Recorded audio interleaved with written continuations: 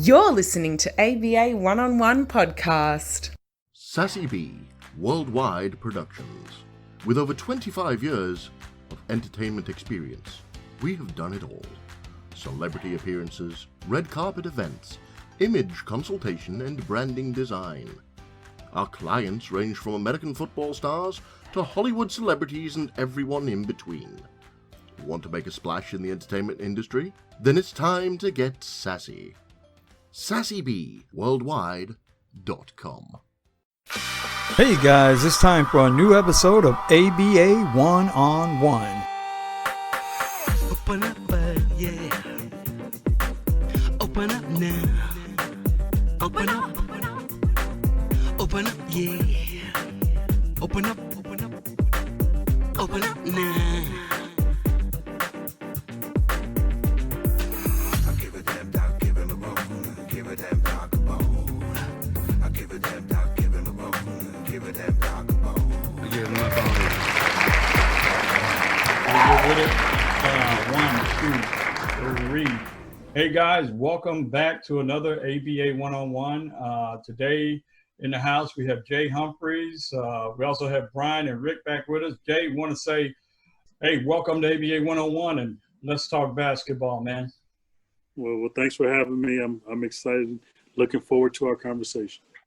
Awesome.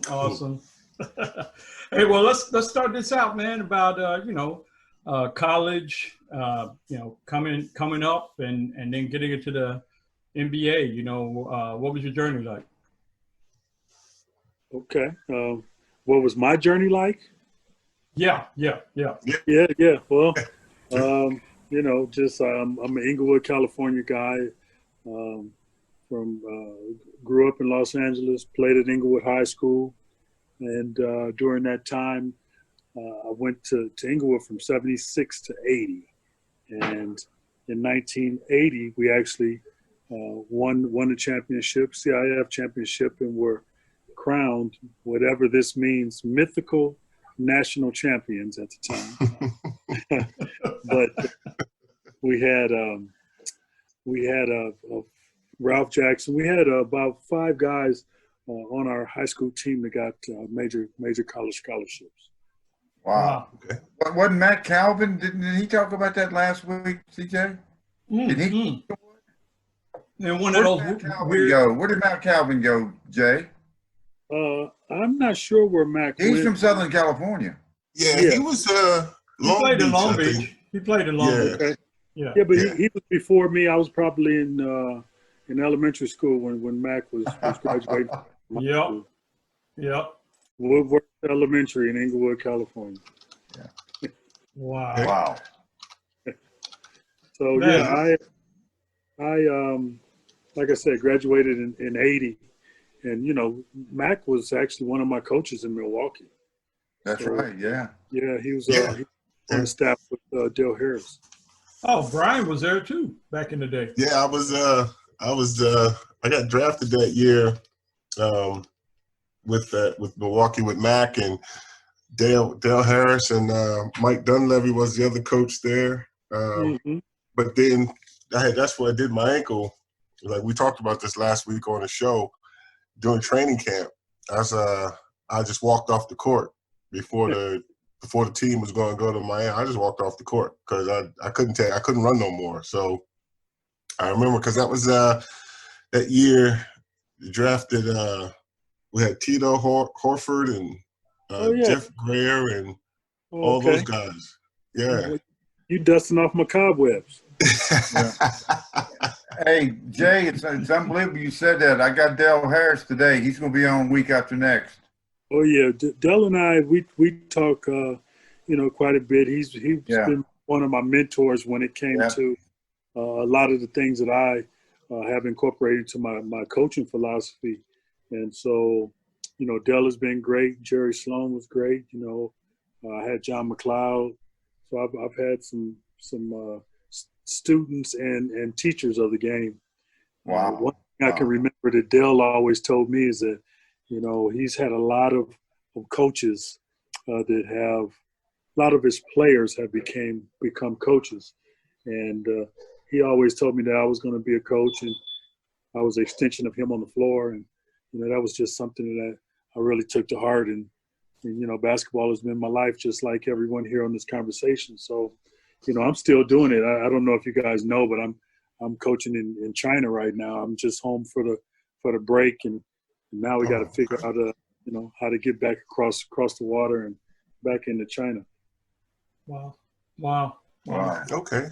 So that's the CBA over there, yeah?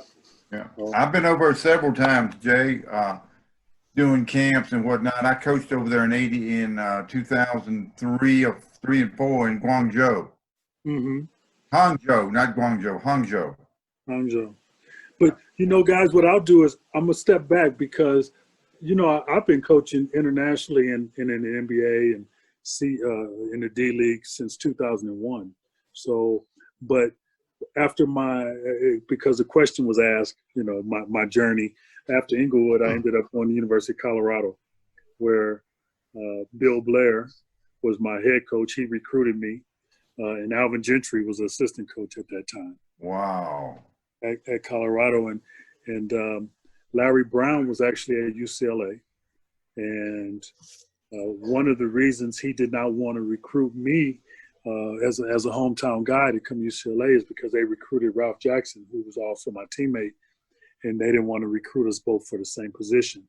So he turned Bill on to me, and Vince Kelly, who played in Australia.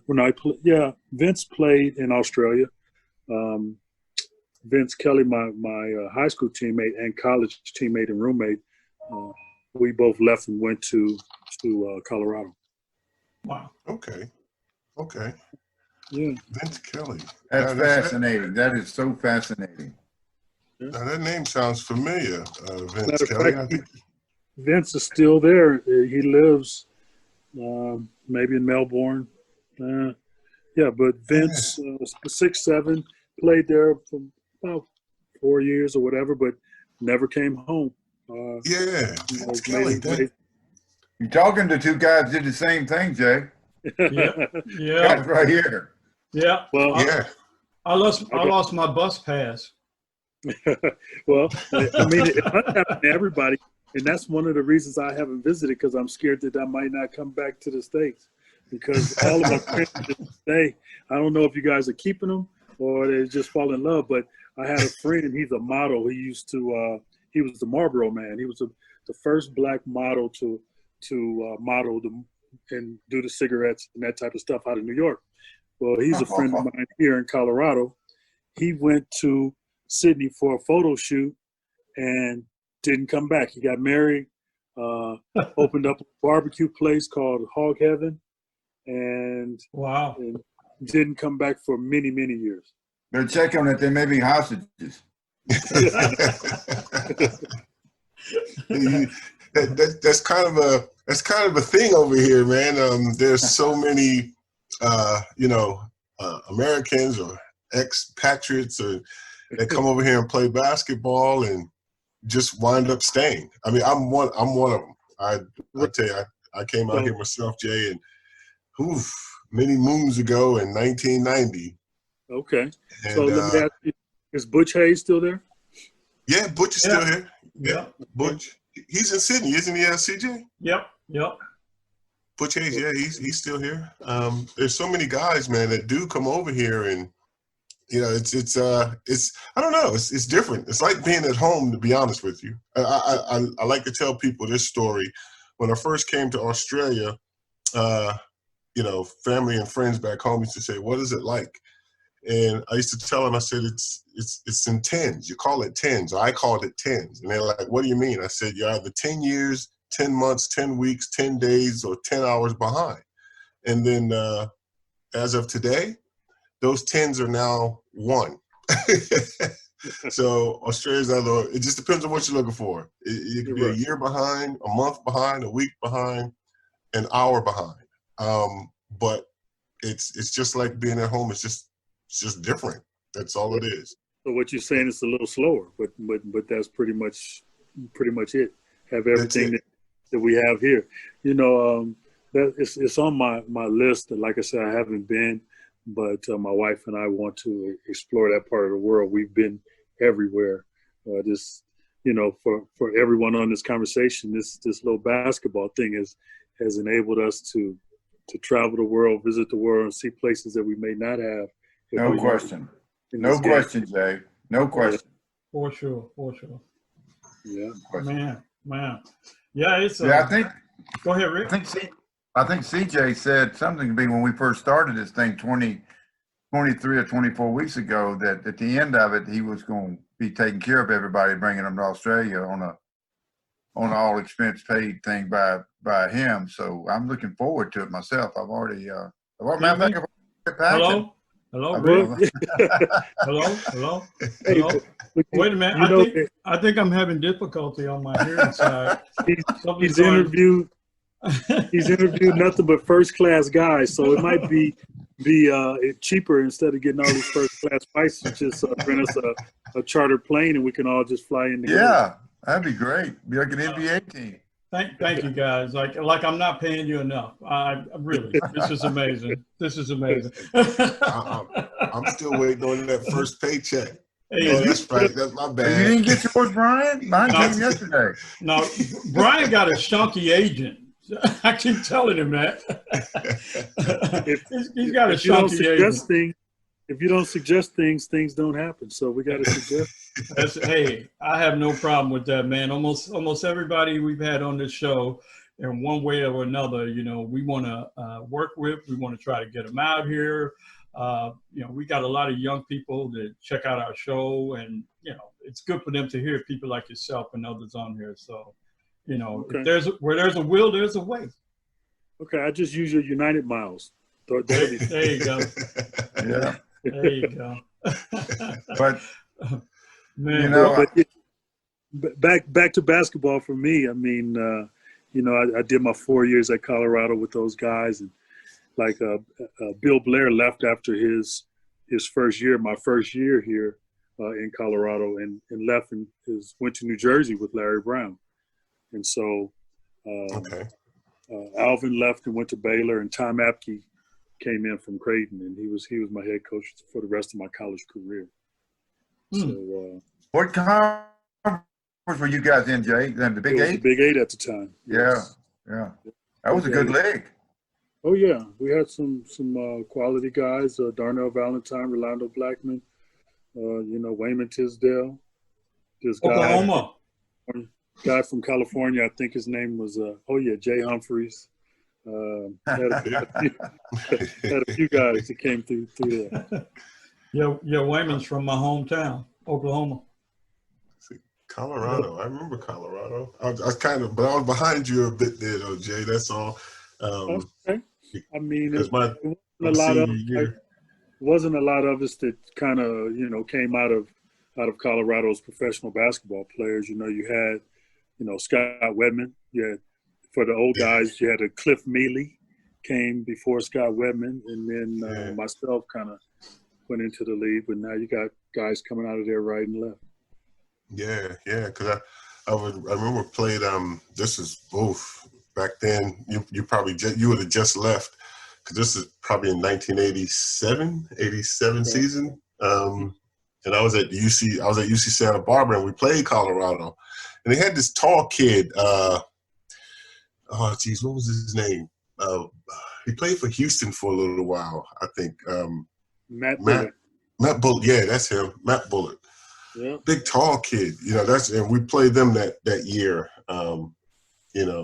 At home, and it was I think we beat them by 2 in the end. But it was just behind you in respect to that.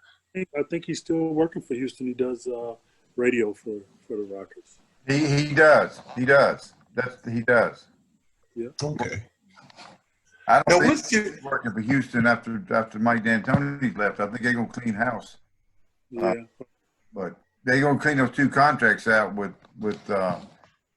Westbrook and Harden. They ain't gonna deal with those contracts. They're there to stay.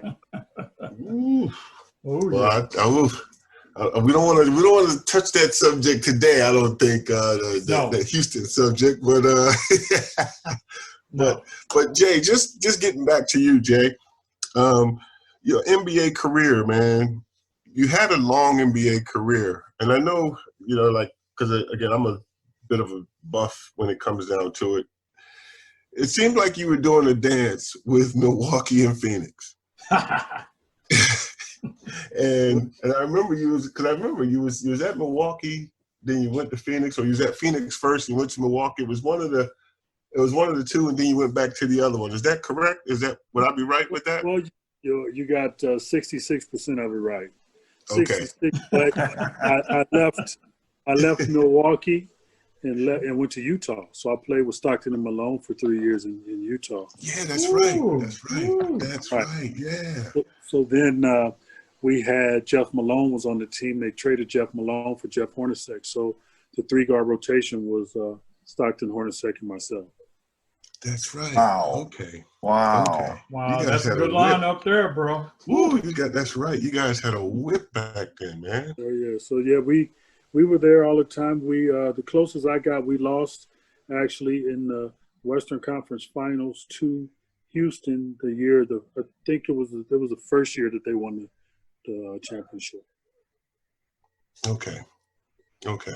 Yeah, I think they beat Orlando. Knicks. Orlando or the Knicks?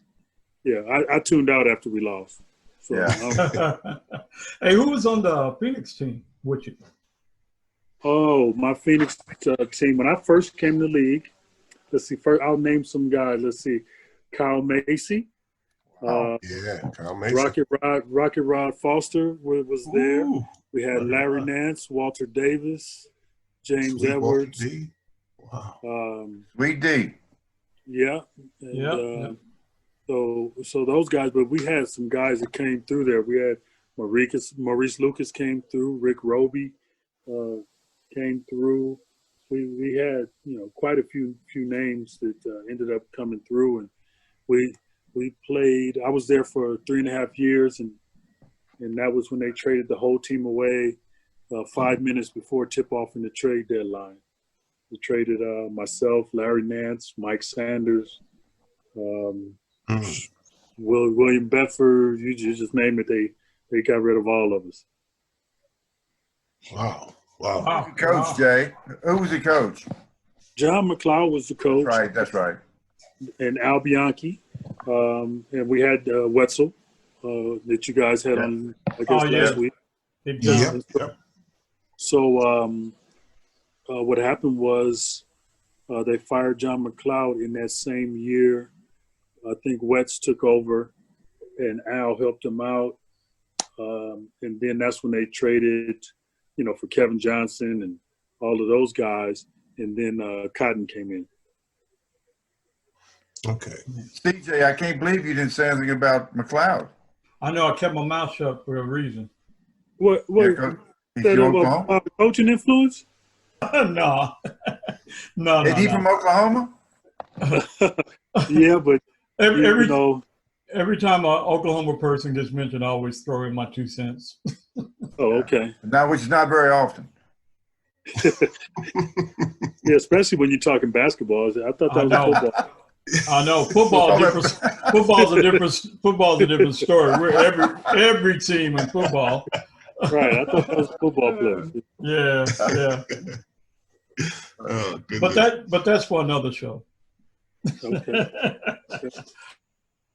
Now, Man. your journey, Jay, coaching. Okay, like you said, you've had a lot of coaches that's been influential on your development. Guys like Dale Harris and others. How do you find your coaching philosophy now? I mean, given today's players, I think that just from me coaching, I think that today's players are a little bit, for lack of a better word, a little bit softer and a little bit more emotional than players of our era, so to speak. How do you find dealing with today's player in terms of how you actually played the game and was taught to play the game? Well, I think that first you have to relate to each player man to man. Even though some are young, they have to know that the words that you speak are honest words, and you will always speak what you feel and the truth. Because to me, you can't win creating a facade that you're not. So what I try to do is be honest and straightforward of what our goals are, what we're trying to do, who you are as a player, what we need from you as a player, and what we're going to try to do. So a lot of it comes, it's different for me as a coach when I go to different countries compared to here in the States. But I've always worked professional sports.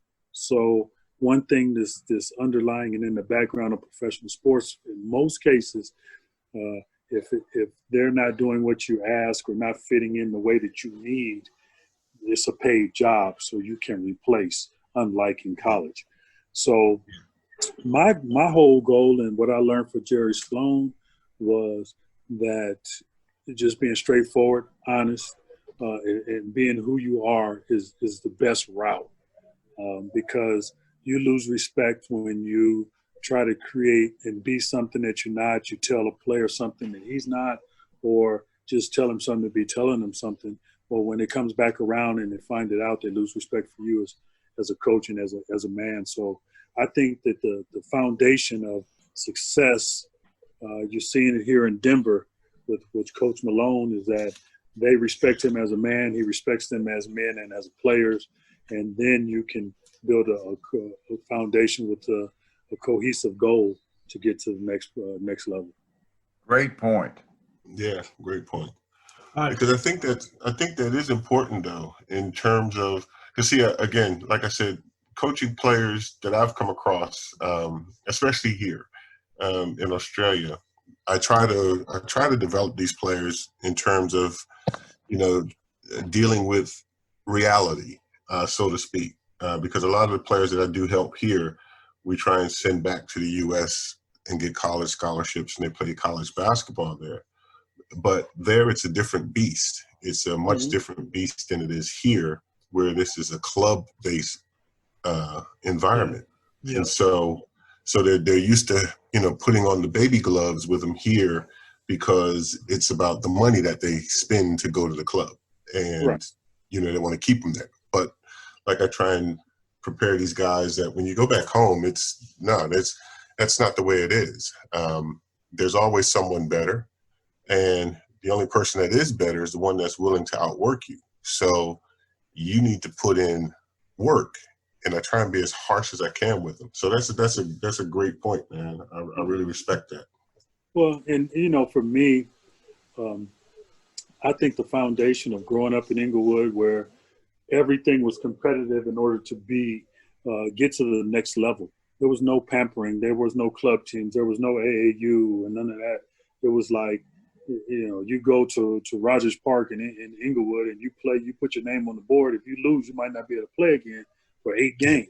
So the competition level was always there. And one thing that I always did when I went out and spoke to kids, when I, as a young player in college and even high school, and talking to the younger guys, is that, you have to make the right decisions early in life, because you can make one decision nowadays that will follow you for the rest of your basketball career, the rest of your life. And so I always felt that trying to lead by example, doing the correct thing, not burning any bridges, because what happens is that you're going to run into that person again. Is worldwide as basketball is, it's a very small community, and you always run across the same people sooner or later. And if you don't burn any bridges, they'll have nothing but good things to say about you, and that'll spread throughout the basketball profession. You know, Jay, Brian mentioned it as well. I listen to a lot of podcasts, and one of the things that I've read about, and he was talking about the different generation of players today versus the players back when you guys were playing and when I was playing, even before that. Social media right now, and they were talking about the tweets and stuff, and how kids nowadays are not savvy enough. Some of the tweets that they put out and stuff on social media, you come back and haunt them. They go out looking for a job 10 years from now, and they go back and check their Twitter account or whatever. And I just think that's one thing that needs to be emphasized to these kids. You can't do some of this stuff. If you want to, you're rolling the dice. Right. Well, it's hard for them to understand that. And I just think Yeah, I just think you have to stay on them and stay on them and realize that hopefully the mistake that they make isn't too large, you know. Exactly. And so all we do is from experience, just talking to your grandparent. That, you know, you don't want to experience some of the things that they've already experienced that you know aren't positive. Correct. Okay. That's Yeah, right. because that's tough, man. That's real tough. But staying with your coaching, Jay. I'm loving this, man. So you're in China. Okay. Now I know a couple of coaches over there. Brian Gorgian, and I think he's just come back this year to Australia. Correct.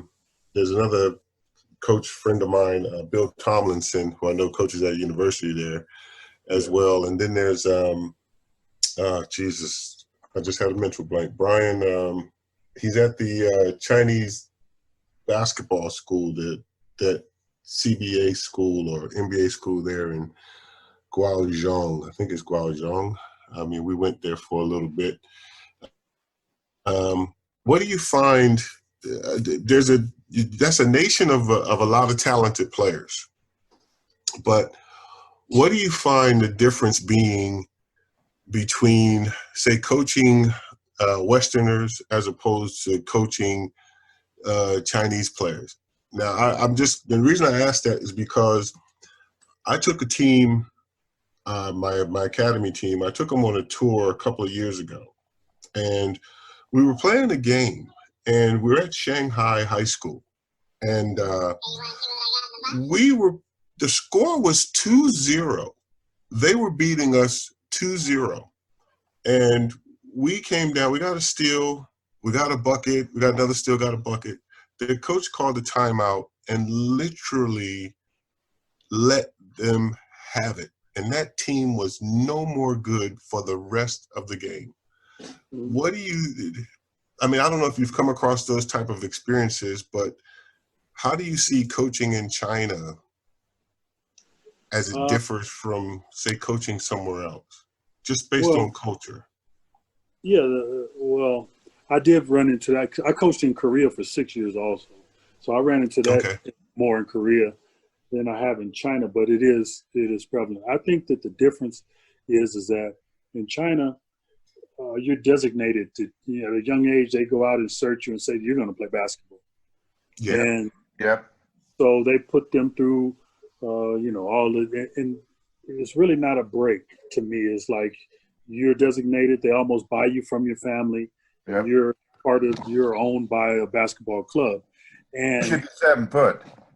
right. And so I don't think that their heart in a lot of cases and the fight that they had to get to the level that they're expected to be is the same. The competition isn't the same. It's a lot of players, but the competition isn't like being at home in the States where it's competition every day. If you don't like what we're doing and it's another dude coming, right away. And so I think that that's part of the issue. I think that the other issue is the elementary, junior high school, and high school coaching is very, very poor. So the fundamentals that are set with those younger players, when you get them in a high school or, and when they're getting to be 16, 17, and it's hard to change some of the habits that they've created because the foundation is so bad.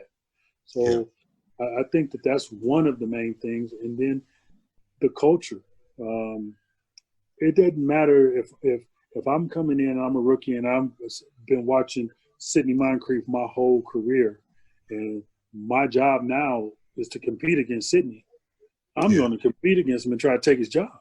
That's just the nature of how we are made. And if that culture is different. The guy is older, he has to respect them, and it really affects some of the views and the way that basketball players can become better. Yeah, I can. So I don't know if I answered your question. I kind of went all around, but I have seen where coaches chew out players. I've seen coaches hit players. When I was in Korea and we were playing against a college team, a college coach hit his star player in the face with his fist and broke his jaw, and he was out for 3 months. So Wow. I've seen him hit with clipboards, the whole thing. No, you've answered my question. Trust me, because and that you made a great point. Because of that lower level of coaching, they're not fundamentally sound. And I do get that when you say about they have that pathway. It's either sport or education, it seems like. And I've had this conversation with others because even here, I've had some run-ins with Chinese, and I won't say run-ins. I've had games where we've played against them. I've done tours when I've taken teams over there, and we have a national high school tournament here every year. And a few years ago, I had this little squad of little girls. I think my tallest girl was about 5'2", 5'3", and we were all a bunch of 8th graders. And we played the Chinese national team who came over. Their under 15 national team came over to play us, and they played in this tournament. Now, and I'll try to make this as short as I can. But in this tournament, we were in the same pool. Now, the team that I coached was the best team in the country. Even though we were little, we were the best team in the country. And we were in this tournament, and we were in the same pool, but we hadn't played each other. And we finally met each other in this game to get to the grand final. And we beat them by about 16. And they slaughtered everybody else, and their coach just couldn't understand why that team that he had, and they were like 6'2" across, and I'm gonna be honest with you, they were big. And he just couldn't understand why they lost. And to your point, he was throwing clipboards. He was kicking people out the stadium, and he took the team outside. CJ, guys, this is no lie. He took his team outside after the game into the parking lot. It was raining. It was cold. It was raining. And he made them run around the parking lot for about a half an hour. Wow. Oh, yeah. I am dead serious. There's a bunch of 15-year-old girls and younger. He got them running around the parking lot, man, in the rain for about a half hour just for losing a game. Man, hey, Brian, I just going to chime in real quick. We got about 4 or 5 minutes left here, but one of the things I've noticed, all you guys have coached more than I have, way more than I have. But one of the things I've kind of noticed, and it might be, you might see it when you kind of step back and look at this, is that, we have set such a high precedent for the game as players, the Kobe's to everybody. And everyone knows that if they're going to be successful, they got to get to that level. So a lot of these coaches are putting it, in other countries are putting, hellapot pressure on their players to get to this level, and in a way it's honoring, it's great. But in another way, when you see the bad side of it, you just got to go, wow. Yeah, and I agree with that. But the part that they're neglecting is you see Kobe in his polished form. Yeah. But you don't know all of the hard work and dedication and hours and all of those things that have been put in before that. Yeah. When Kobe was in Italy. Right. Well, and I just spoke of Kobe, but any player that has made it to the number one league in the world in the NBA, or it's so many levels that go before you see that product. That's so true. So true. And I don't think that they understand that. And to me, I go back to what I said before. It's the elementary school coaches and it's the junior high school. And you got to make the game fun. You have to make them to play. And when they want to play, then they'll work on getting better. But if you're forcing kids to play, and maybe you have less, but you'll have more quality players and you won't have to teach and scream and fuss and run guys in the parking lot and hit guys because they will love to play. Agreed. One of my favorite statements of all time is when someone asked Michael Jordan, "When did you know you were good?" And he said, "When I could beat my brother." Exactly. Like, that just tells the whole story right there. And if you ask the average person, who's Michael Jordan's brother, they wouldn't know. So Yeah. it's so true. But that's a great point, man, because man, I'd love to have you come out here and preach that same message to some of these kids that I've tried to teach that message to, because they look at the YouTube video and they see the Chris Paul handles or they see the Kyrie handles, and like I tried to tell them, those guys wasn't born with those handles. They learned the basics. They worked at the basics. When you work at it and make it your own, now you can do what you want with it. But until you actually get to that point of making it your own by putting in that work day after day after day, you can't just turn on the video and expect to do what you see some guy do on the video. And what they don't understand is, I'm sorry, but what they don't understand is, in my view, is you look at Jordan and you look at Kobe and you look at these players and you see them dunking and spinning and flipping, but all of it is built off of foundation of understanding the fundamentals of the game. And so being the fundamentals, being able to pivot, being able to make quality chest passes, and then they incorporated their own games and their skills into that. And that's where the block. And so that's why I say that at such a young age, foundation is needed. All right, Rick, we're gonna wrap up after you, man. Go ahead.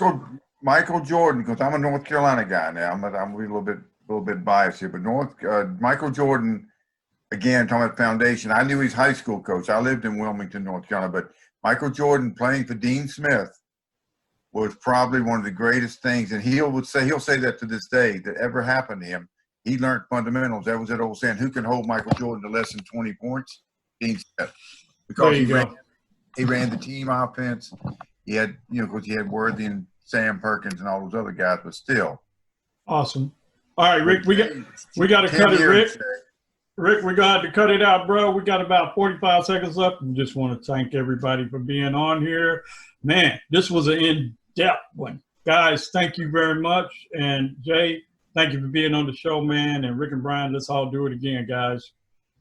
All right, thanks Jay. Jay, thanks for being on. The best way to keep up with everything happening around here at ABA 101 is to join our monthly newsletter.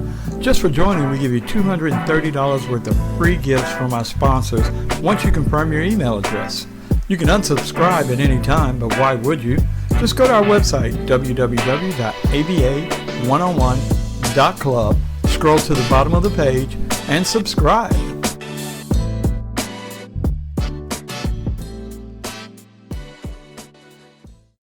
Hi guys, CJ here. We currently have a few positions available for relationship managers. If you would like the opportunity to work in sports marketing, this could be it. The ABA is the largest pro league in the world and partnered with the AAU, representing over 700,000 athletes around the world. Building business relationships and helping bring new audiences to every business we're working with is the goal. You're not limited to one state or region. Businesses partnering with sports is always a win-win for the community. Sound interesting? Then drop us an email and get more information at jobs@aba101.club, and we'll get back to you right away. Well, that's going to do it for this week. Remember, you can keep up with every episode by subscribing via our website. Follow us on social media and tell your friends about us. Next week, new guests, more basketball tips, more basketball stories about the game we all love. Till then, be safe and keep your eyes on the ball.